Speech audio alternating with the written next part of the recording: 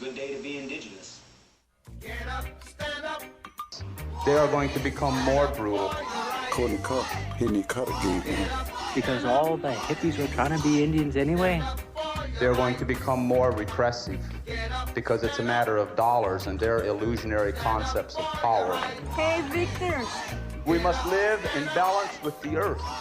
And also with recent happenings at Wounded Knee.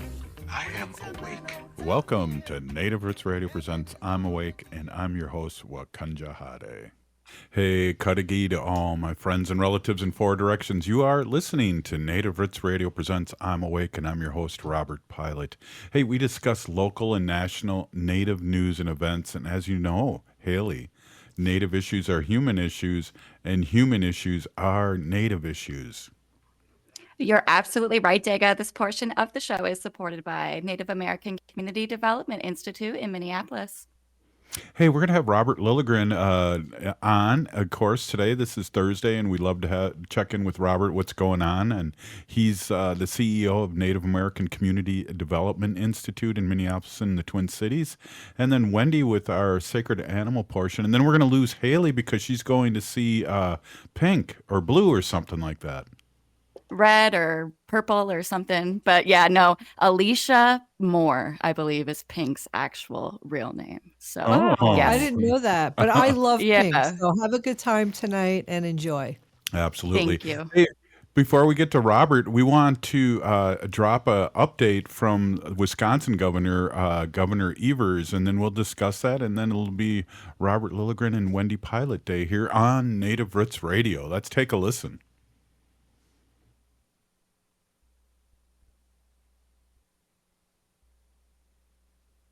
Hey there, Native Roots Radio. Governor Tony Evers here with my weekly update. While Wisconsin began this biennium in the best fiscal position in its 175-year statehood, we know employers across the state continue to face significant generational challenges filling available jobs. Earlier this year, I proposed a comprehensive budget plan to address our state's long-standing workforce challenges, supporting working families, and maintain our economic momentum. Unfortunately, the Republicans in the legislature rejected many of these efforts. But thanks to my strategic line item vetoes in the budget, I've ensured ample state resources are readily available for legislators to address the most pressing issues facing our state. So this week, I called a special session of the legislature next month on September 20th to complete their work on the budget. My comprehensive workforce plan invests more than $365 million to help prevent our child care industry from collapsing. I'm also proposing to expand paid family and medical leave in Wisconsin for working families. My plan also supports higher education to educate, train, and retain and recruit talented workers, including over $66 million for our University of Wisconsin system and over $40 million for our Wisconsin Technical College system. And my plan targets high-need sectors and industries, including $160 million for solutions to our healthcare workforce shortages and more than $16 million to address the teacher shortage and bolster educator pipelines. The challenges that have plagued our state for generations will continue holding our economy, our families, and our state back if Republicans in the legislature don't take seriously the second chance I'm giving them, and urgently. We must work together in the coming weeks so we can bolster our state's workforce, maintain our economic momentum, and most importantly, do the right thing for Wisconsin. Thanks for listening. Back to you, Robert, and Native Roots Radio. Hey, Pinigigi Governor, wow, great update. Robert, welcome to Native Roots Radio. I got a couple questions for you after we just listened to Governor Evers. That was interesting. I did not realize that Wisconsin has line item veto power. Oh, yeah, it's been used before in the not too distant past. I'm trying to remember what the case was, but it was very surgically used, and I give the governor credit. Yeah, very interesting, too. What does that mean, Robert? Well, as you know, line item, if there's things in the bill, Robert Lilligren, why don't you do Well, we have two Roberts. I know. I should have been more specific. Right. Robert So L. line item veto, thank you. Thanks, Wendy. Nice to be with you again. It feels like it's been a while. So, Yeah. line item veto we do not have in Minnesota, but it means that a governor can take one line out of legislation or out of a budget and veto that Okay. singular line. And so the Thank you. entirety of the legislation can go forward absent whatever was line item vetoed. And dang, I'm just racking my brain trying to remember how Governor Evers used it really recently, but it was really elegant and useful. Oh, it was when he didn't he approve education funding for like 400 years or something like that? Yes. Yeah, that was a very creative use of his line item veto. Right. Adding some numbers and changing some numbers and making it 400 years as opposed to 4 years or yeah. That was that was amazing too. And they are having this teacher shortages and things that I guess is all over the country too, but their Republicans aren't helping them at all with this, it sounds like. Yeah, I have a sense that a lot of teachers will be leaving states like Florida, who are just removing Shakespeare from the curriculum. So I don't think a lot of teachers are going to want to stay in that state. So hopefully it'll benefit states like Wisconsin, Minnesota, others where we're serious about education. Yeah, definitely. Well, that was great to have an update by the governor, and we have Robert Lilligren, CEO of Native American Community Development Institute, here for our show today. And we were kind of briefing as we were or twinning today with our same shirts. I like it. Nice shirt, Robert. at the Four Sisters Market today. Oh, hey, thanks, Haley. Did you notice when we posted that on the Facebook page for Four Sisters Farmers Market, I think the first person to like it was Lieutenant Governor Peggy Flanagan, my writer's sister. And as everybody knows that listens to the show frequently, Lieutenant Governor sends us a piece too every other week, and we're always excited to listen to what's going on and what she's doing. And that's we really love Peggy Flanagan here on Native Roots Radio. We haven't talked in a while about some national stuff, and oh my goodness, there's national things going on, Robert, that my head's spinning in a good way, and I don't know, I'm putting tobacco out and burning flat cedar and sage. Let's talk a little bit about the national scene. Well, I mean, I've been kind of surprised the last few weeks that we haven't talked about the I word, indictment, and they just keep on coming, and I think it's just so fascinating. It's just unprecedented. No president has been indicted like this, criminally charged, ever. And certainly not now in 3 different cases. And so just watching that come down, watching both the former president and his supporters' responses, but also watching the broader public response, and especially the response from the Republican Party, which is surprisingly mild. Yeah, really. If you pull up the clips specifically, Robert, from the day after or even the evening of January 6th and what the Republicans were saying and to what they're saying now is night and day. It is, and that's kind of interesting. And I do credit the people within the Republican Party who are willing to step forward and say, sort of the gig is up. This morning, as I was getting ready, I was thinking of that fairy tale. Do you remember The Emperor Has No Clothes? Oh, yeah. And I just kind of keep wondering, waiting for that moment when more people will finally say the Emperor has no clothes. But so far, he's far and away the front runner for the Republican nomination for president, and that just floors me. And so we'll see as these cases develop. More are coming, but justice moves slowly. It seems like it was so long ago, the January 6th, where he urged his supporters to storm the Capitol and halt the ratification process of the Electoral College. But justice is coming. Yes, let's hope so. Wendy's got her fingers crossed. I know she's gotten a little jaded here with the 2 impeachments and all the other things that have happened to him and not happened. But hey, we're with Robert Lilligren, NACDI. I said that right, Wendy? Woo! Woo, 1 in a row. Hey, good job. And from the Native American Community Development Institute, we're going to come back and talk some more politics that affects us and all and everyone. This is Native Roots Radio. Stay with us.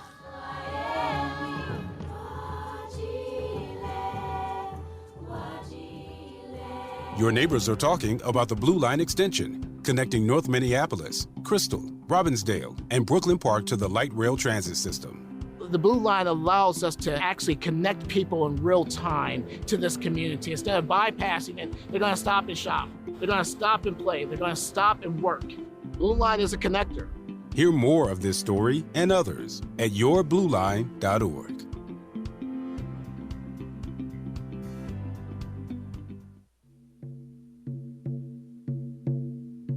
When we heal from our traumas, when we face our fears, let go of our addictions, when we relearn our values, when we live our teachings, respecting our elders, cherishing and honoring our children, when we honor and take care of our spirit, there will be no room left for sexual violence.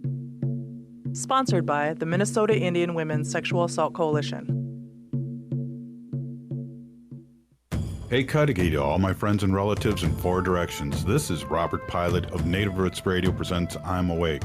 I'm here to ask you for your support. Finding honest Native-centered news is not easy, but with your support, we're able to provide accurate information about Standing Rock, Line 3, treaty violations, and COVID-19 in our Native communities. Please visit Native Roots Radio Network on Patreon and donate if you can. That's Native Roots Radio Network on Patreon. Pinigigi, and thank you for your support. J&S Bean Factory is a Native-owned, community-supported, cozy, artsy coffee shop which offers roasted on-site beans, live music, and baked goods. Relax in the beautiful outside patio. City Pages writes, voted top 10 coffee shops. Tucked into a quiet corner of St. Paul's Highland Park neighborhood, this coffee shop roasts beans on-site from the best coffee-growing countries in the world. Located at 1518 Randolph Avenue, St. Paul. The good stuff.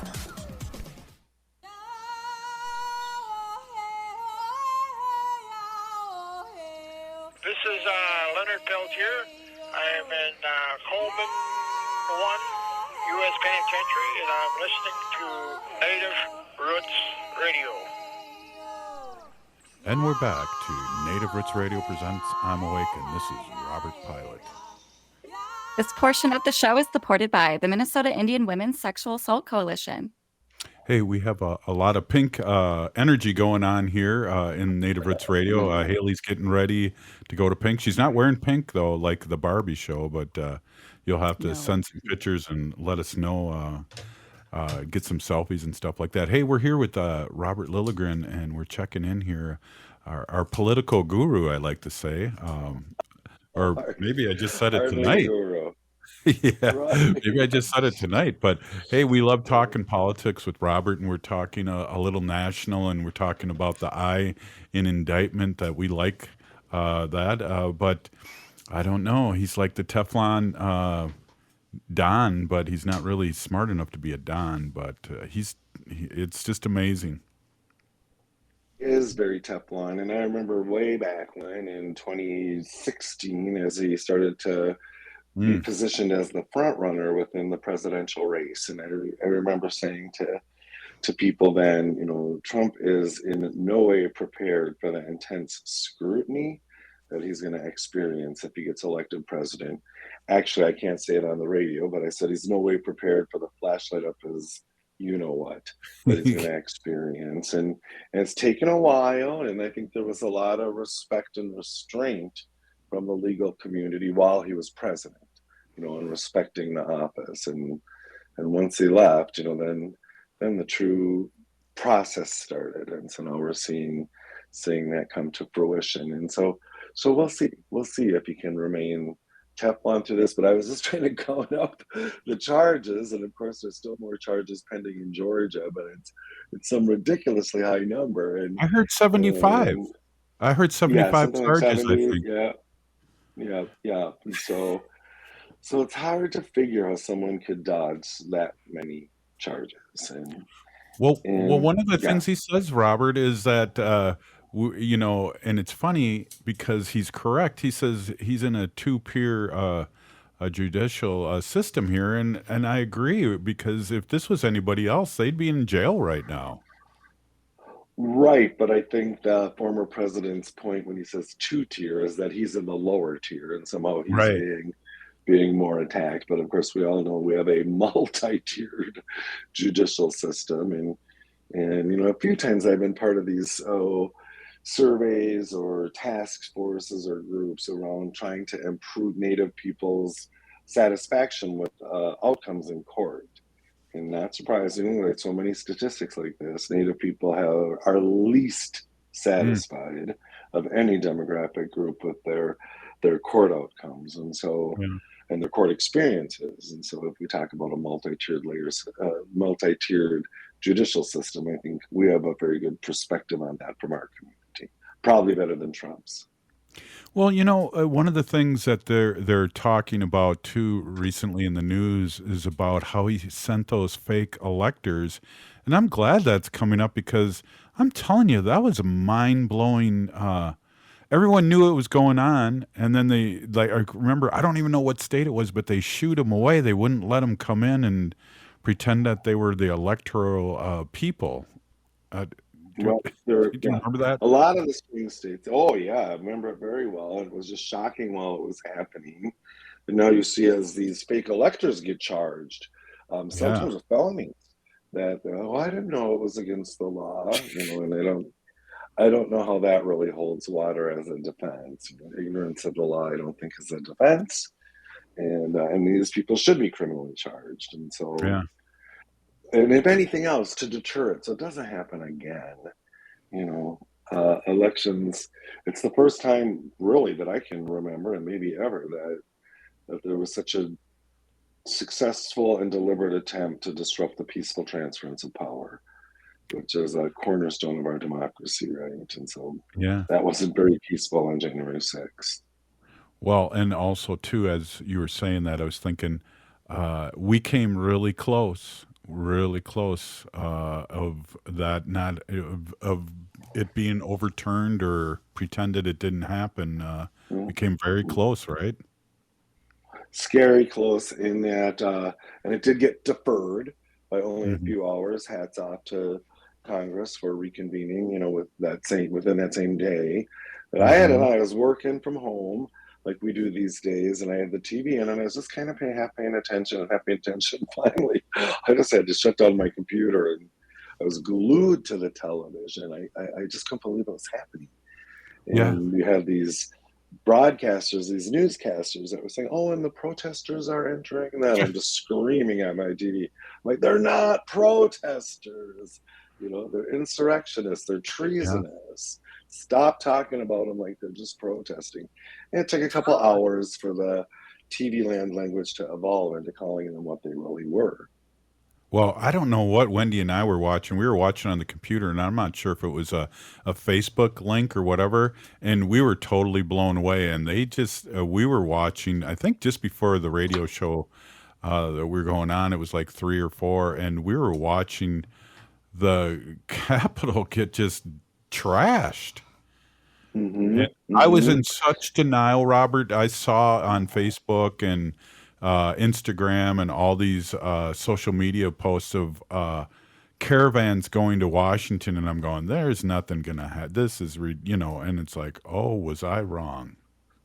Right. Same here. Who knew? I mean, there was plenty of planning, as we're learning now. This was very coordinated.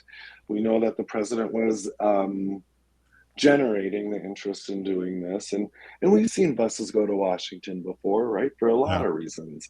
And you know, who thought that there were going to be actual violent insurrectionists when they got there? Well, some people thought it, some people knew, you know. It was beyond belief.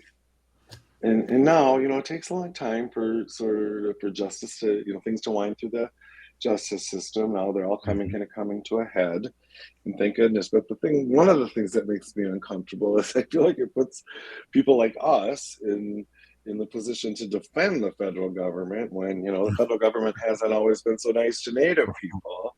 But at least there's an understandable framework and there's pathways to justice. And so these insurrectionists just wanted to tear it all down. And a lot of things that are protecting us would be torn down with that as well.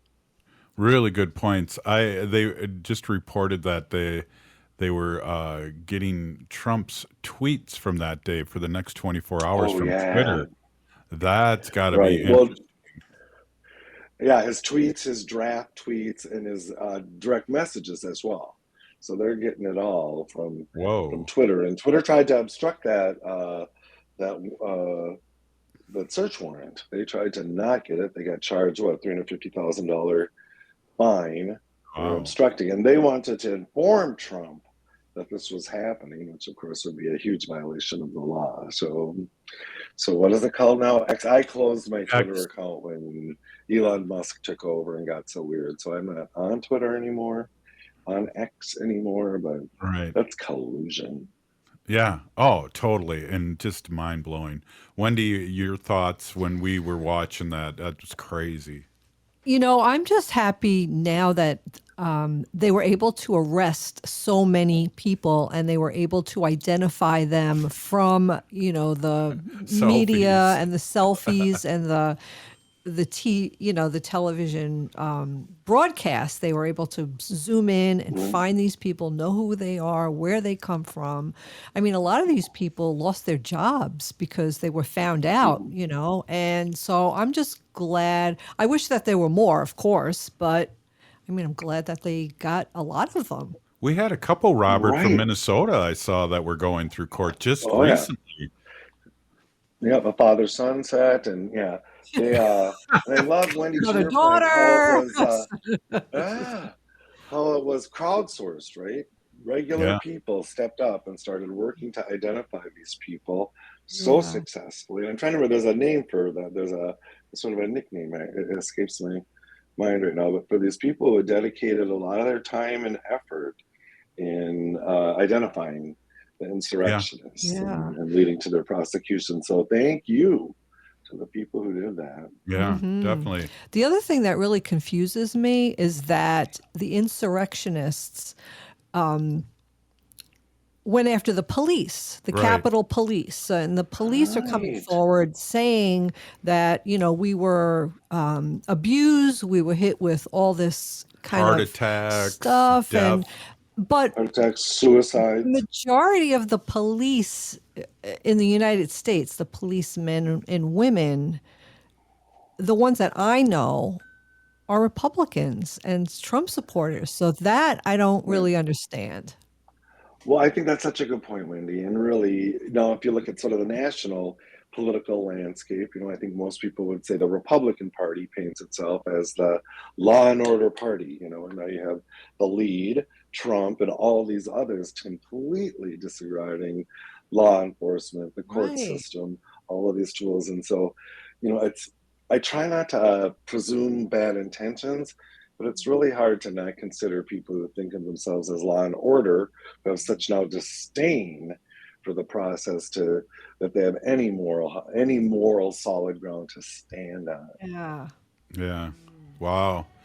Reliving this, it's just been an insane last 3 years when we talk about COVID, George Floyd, the insurrection. I mean, this is one for the history books, and we know, as we were talking earlier, Robert, a lot of the states probably won't have this in their history books. Right, there are history books in the future. Exactly. Hey, this is Native Roots Radio, and Haley's on her way to Pink, and we're talking to Robert Lilligren, and we'll be right back after this short minute. Stay with us.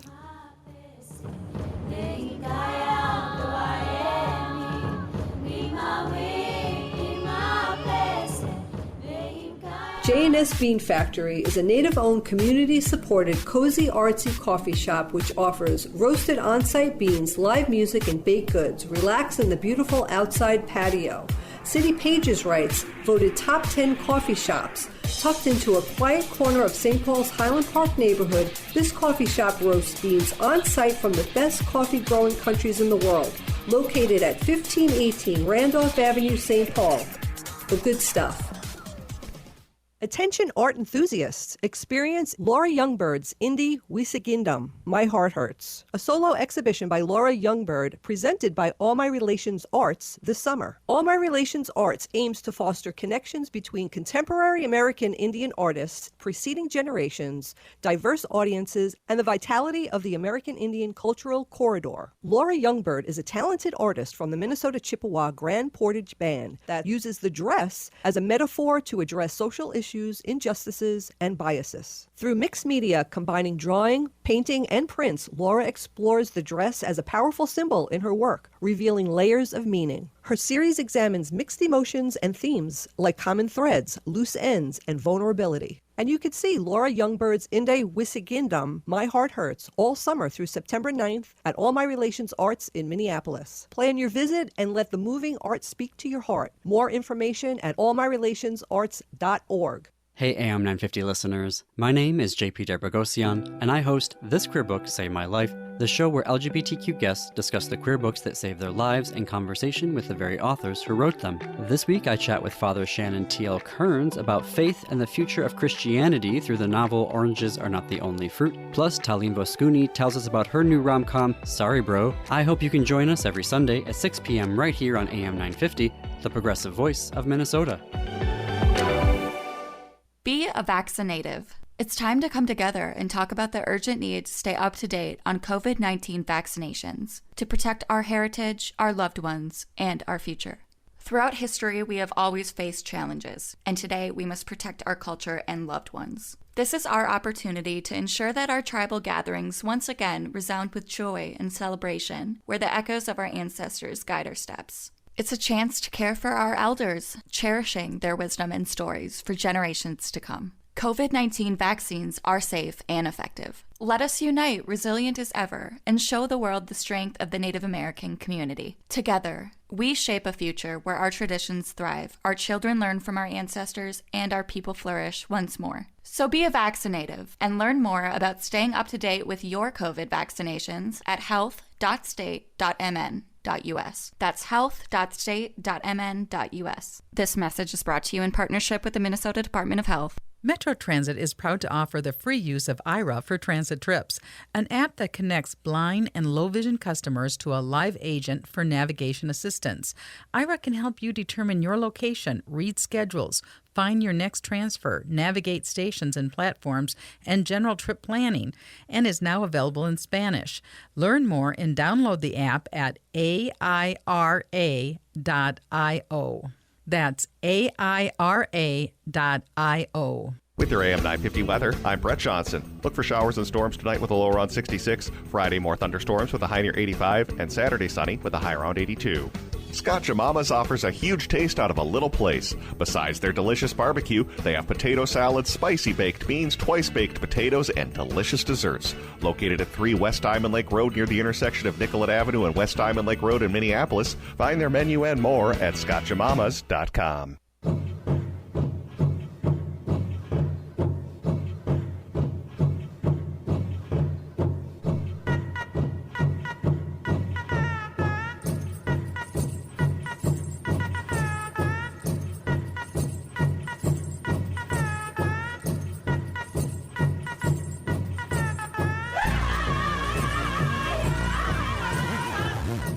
Welcome back to Native Roots Radio presents I'm Awake, and this is Robert Pilot.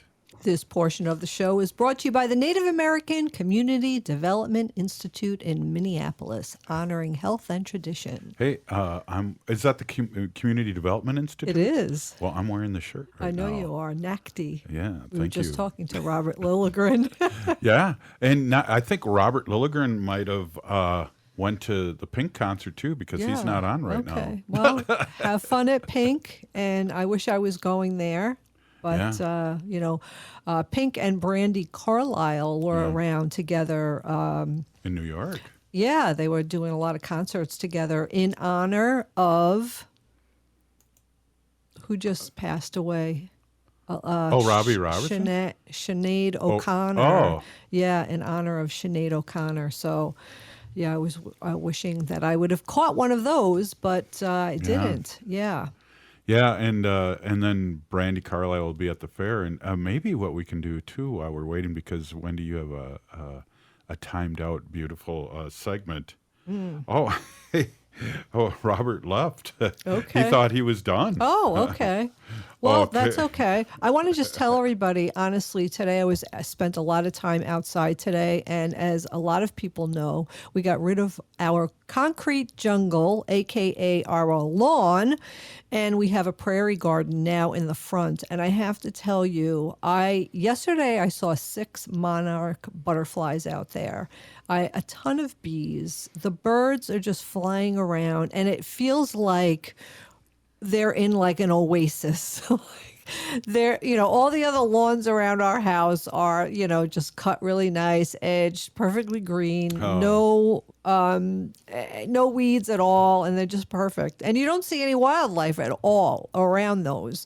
And they're all flying around our front and backyard, because we have a lot going on in the backyard as well.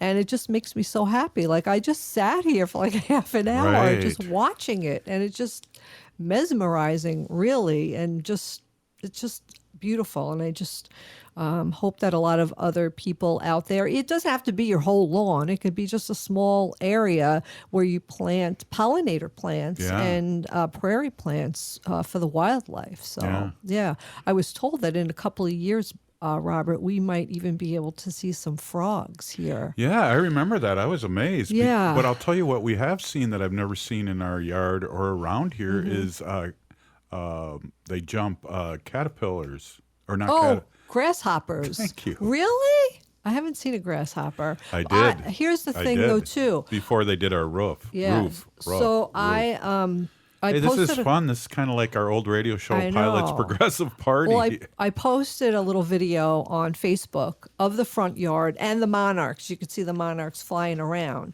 And we have a lot of plants out there, but I am ignorant. I am sorry to say I don't know the names of any of the plants that are out there. I couldn't even tell you what they were. But one of our friends and listeners, Alice, said, "Oh, you have mullein. You have mullein, Mullein, in your yard." And I was like, "Which one is mullein?" So she messaged me with a picture of it and explained what it was. And I was like, "Oh my God, I really have to know what these plants are. I have them in my yard. I should know what they are." But anyway, she said that a lot of Native American people used to use mullein, and it's a plant. It's very tall. Like the ones that we have in our yard are way taller than you. They're far over 6 feet tall. I've seen them around the neighborhood, and they're little, right? I don't know. We have like mutant mullein plants in the front. How did that happen? I don't know. I have no idea. But anyway, they have furry leaves. They're very tall, and the tops are very kind of pointy, and they have a lot of yellow leaves on it, a lot of yellow flowers. But it's used as like tea, and as like an anti-inflammatory, and used for like your lungs. I need that. So can you make me some of that tonight? Yeah, but I was reading that you have to be careful because it also could be toxic if you don't use it, the right way. So I mean, you just can't like pull a leaf off of it, dry it, make tea out of it, and you have to know what you're doing. Right. And do you remember when COVID first hit? And I really wanted. And when we talk about COVID, it's so foreign because for the longest time, again, there was no.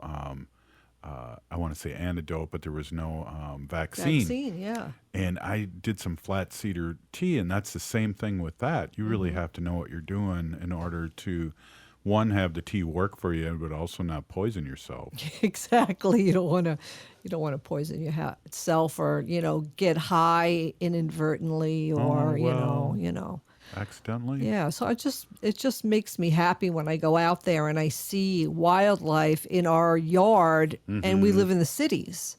So it's just, we see all kinds of different birds. And I can't even tell you the bird feeder that we have out front. I fill it like, every day. So there's lots and lots of birds. God bless you, Robert. So I want to tell everybody while Robert Lilligren was on and we were talking, Wanda, our little dog Wanda, is kind of a little stinker. and she doesn't like to get her hair cut. Like, she fights me to no end. Yeah. But she was just laying on a chair next to me, and Which she does. Which she does on every show when I'm here. Yeah. She's sitting here on the chair, and I was able to cut her hair. Now, those of you watching on Facebook, I'm going to hold up all the hair that I cut, and it's quite a bit. Wait a minute. Let me isolate your camera there. And she just stood there. This is all Wanda's hair. That could be a sweet toupee for me. But you know what I read somewhere? You know those, they're called suet blocks that you give to the birds, and they come in like a little square, square cage, and you put the suet in. I have one of those, and people put their cat and dog hair in there, and the birds come and take it and use it for their nests. Well, so I'm going to do that. Hope the voodoo people aren't around. Well, I'm going to do it because I don't want. I'm just not going to throw her hair away when somebody else could make good use out of it. A voodoo dog. And that would be so cute to see, like our squirrels and our birds in the back making a nest little with sideburns. Wands. What kind of glue would they use? I don't know. They would use sap from the tree. They would use sap from the tree and make little toupees. That's hilarious. Little mustaches. Wanda has black hair, so it would be little. They would look would pop. like little Italians, little Italian birds, little Goombas, little Goomba birds. Robert's cracking himself up. That's pretty funny, though. It's very imaginative. I hope you're taking note of the time here, because I have no idea how much time we have left. I do. We got a long I do. time. We have a long time. We have like 3 more minutes. We're losing customers. We are. Listeners, I should say. They're shutting off as we speak here. They went, wow, they remember when they used to talk about really important issues. I know. We already did the first half. We had the governor of Wisconsin on, and Robert Lilligren, who really has been a high-powered political person. I know he's really humble about that, but he's so well-connected and was, a glass ceiling breaker, first Native American city council member in Minneapolis. Yeah, first he was city council member for 12 years in Minneapolis. That's a long time. First openly gay city council member also. Yeah. It's great. He's a great guy. He does great work. He's still really connected. People really look up to him. He's well respected. Yep. And that's why we have him on Native Roots Radio. And now it's the rest of the show is the clown show with just Wendy Robert and Robert looking we at have each nothing other. Prepared. Oh, Robert you do. Lilligren, why did you leave us? Right. He had he thought he was only going to be on for 2 segments, which I think I told him, but I guess I didn't count the first segment in my mind. Oh, I see. Sure, But he was only on a short time, but Right. he does great work. He's got stuff going Yeah, on. I mean, if the Native American Community Development Center does a lot of work. And Robert, you were at Four Sisters today. Yes. And the Four Sisters is a little, every week on Thursday, they're on Franklin Avenue, and they have like all kinds of stuff there. Art, jewelry, vegetables. Yeah. And you could go there and check out their stuff. Yeah, definitely. Yeah. It's like a little... It is a market. It's a market. I was going to say flea market. It's not a flea market. It's a market. Native American I always stuff. get confused saying, what is it? Not a food market. It's more of a market. Four Sisters Yeah, they have a Market. little bit of everything. Yeah. It's really great. And plus inside, as you know, the coffee shop. And then inside that... It's the art. Yeah, and there's a great... can you pronounce the name of the art? Powwow Grounds? No, the name of the art. I just heard you pronounce it on the commercial. Oh, well, that was with practice and with you and Brett going over it. Yeah, I can't the say magic, it right the now. magic of commercials and editing. I was just I sound thinking- coherent when I was when these just when thinking these right ads now. play. I was looking at Wanda's hair, and it kind of matches yours. So maybe we can get some glue and make you a toupee. Easy. This is a lot of hard thinking up here going on. Yeah. Jeez. All right. Hey, so to give us a little warm up of what we're going to talk about our sacred animals here. Well, I'm going to be talking a little bit about President Biden signing the document for a monumental win for tribes, wildlife, and water at the Grand Canyon. So I'm going to be talking about that. That's really exciting news because we really have to preserve these places.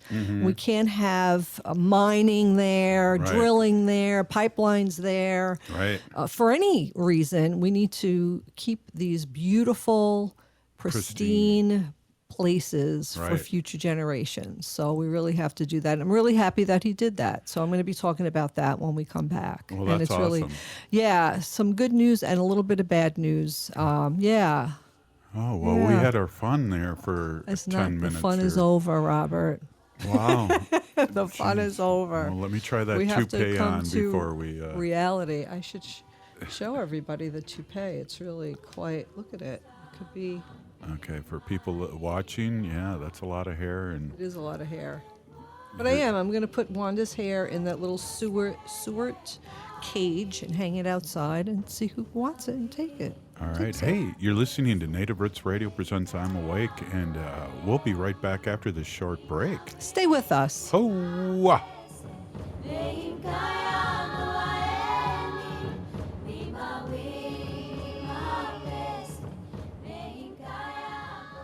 Minnesota has the only original wolf population in the continental United States. And 80% of Minnesotans believe the wolf should be protected. Howling for Wolves is asking Minnesotans to respect our true wildlife manager, the wolf. Their survival is critical to our ecosystems, our communities, and even our economy. As highly intelligent animals with strong social bonds, Minnesota wolves deserve to be protected and admired. Learn more at howlingforwolves.org. Let's live and let howl.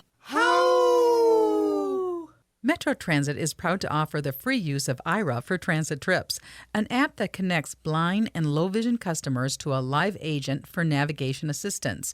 Aira can help you determine your location, read schedules, find your next transfer, navigate stations and platforms, and general trip planning, and is now available in Spanish. Learn more and download the app at aira.io. That's AIRA.io. As we emerge from the shadows of the pandemic, let us celebrate our resilience and embrace the path to a brighter future. While the COVID-19 emergency declaration may be over, our commitment to safety remains stronger than ever. We invite you to stand tall and protect what matters most, our health and the well-being of our loved ones and elders.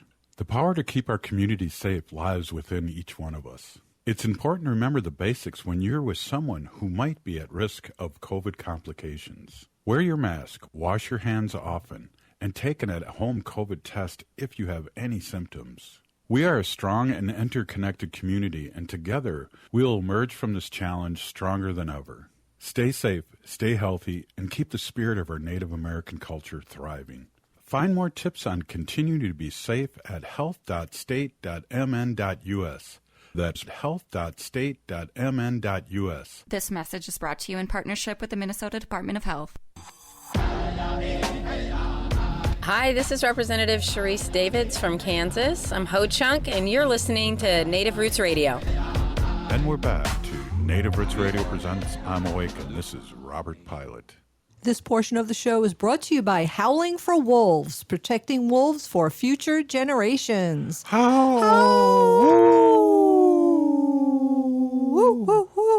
Woo-hoo. Hey, cool. Hey, this is Native Roots Radio, and we're in the last segment of our groovy show today. We want to just thank again, before I forget, is Governor Evers for the great state of Wisconsin giving us an update, and also Robert Lilligren stopping in. And now we're going to have Wendy with our Sacred Animals section that we've had for over 7 years, and I've learned so much, and sounds like you have an update. Welcome, Wendy. Yeah, thanks, everybody. Hi, my name is Hanaji Hihani. That means cares for them. I was given that name by my Dega Curtis. Curtis goes by Mashke Hanajinga, which means walks on white clouds.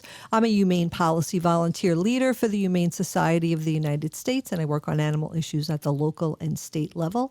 And it's always my pleasure to do that. And actually, Robert, you sent me this article, so I appreciate that.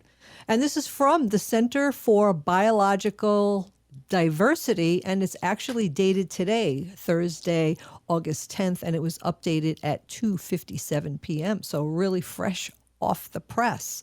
So, heeding the call of the Grand Canyon Tribal Coalition and the Center for Biological Diversity, President Biden just designated, I'm going to try to say this properly, the Ba-Nawajo Ikuji ancestral footprints of the Grand Canyon National Monument, capping 15 years of work to protect its iconic place from new uranium mining. So no more uranium mining. The historic move forever safeguards almost 1 million acres. Yeah, surrounding Grand Canyon National Park. Mm-hmm. Besides honoring sacred indigenous landscapes, the new monument will help endangered species like California condors, Mexican spotted owls, and humpback chubs. The name means where tribes roam. And this is from the Center of Biological Diversity. Mm-hmm. And you know what? A lot of people went online and wanted this and made signatures. So this is a really important thing. So I want to thank President Biden for doing that. And that's awesome. Yeah. The center also just sued the U.S. Fish and Wildlife Service for denying Endangered Species Act protection for the gopher tortoises across most of their range. The agency left these imperiled reptiles on a collision course with extinction, refusing to give them federal safeguards in Florida, Georgia, South Carolina, oh my goodness, and most of Alabama, despite the service's own protections that nearly 3/4 of their population will disappear over the next 80 years. These cool tortoises have shovel-like front legs and strong back legs to help them dig intricate burrows just like gophers. So that's why they got their name. Their loss would harm more than 360 other southeast species that share their burrow home. So I'm really glad that that's happening also. Also, there's following a center lawsuit this week, there's protection now for 6,500 square miles of habitat for Caribbean corals. We need our corals, so that's also perfect. The one thing I wanted to, that I was really interested in reading about were cyanide bombs. Have you heard of cyanide bombs? No. Okay, so cyanide bombs must be banned. So Biological Diversity, the organization, is working to ban these cyanide bombs. So I was like, I really didn't know what they were, but they are used in the Federal Wildlife Service. So I went on Biological Diversity website here, and it tells you about cyanide bombs. So they're M44s, that's what they're called. Yeah, and for the past century, a federal program called Wildlife Services, part of the U.S. Department of Agriculture, has been slaughtering wildlife deemed undesirable by the agribusiness. By big ag, right? Yep. They're usually animals like wolves, coyotes, beavers, and bears. But the program also kills creatures it does not mean to, like family dogs and endangered wildlife. M44s or cyanide bombs are one of the most horrifying methods the program uses for its indiscriminate killing. These inhumane traps spray sodium cyanide into the faces of unsuspected wildlife lured by sweet scented bait. Any creature or person who pulls on the bait trigger can suffer torturous poisoning followed by a slow agonizing death or severe energy. So I kind of looked at these things, and they are like these tube-like things. I don't know how long they are, but they're not very long. Maybe the size of bigger than your hand. So they're like a tube, and they have a point at the bottom. And they're shoved in the ground, and they're spring loaded. They're spring loaded, and on the top is that poison. The poison is on the top, and what they do is they also put bait material on the top of this trigger, right? And a wolf or an animal can come and bite the bait and pull it. And as soon as it's pulled, that's when that cyanide poisoning shoots out. It sprays, and the cyanide poisoning can cause internal bleeding, seizures, lung failure, or death. And they're still using these around. Isn't this horrible? Wow. So you can write to the Biological Diversity. You could find them, Center for Biological Diversity. And they're a really great organization that does a lot of work to save, these animals that are really, getting hurt by a lot of these terrible things. They also launched a suit this week over Montana wolf pelt export program that could hurt endangered Canadian lynx. Yeah, so they do a lot of work, and I'm really happy that you sent me this article, and I'm going to be reading a lot more about what they do and all the great stuff that they're doing to protect our animals, not only in the United States, but like I said before, the Caribbean corals, which are really, we really need those for the ocean's health, right? For oxygen, for protection for habitat. Yeah, exactly.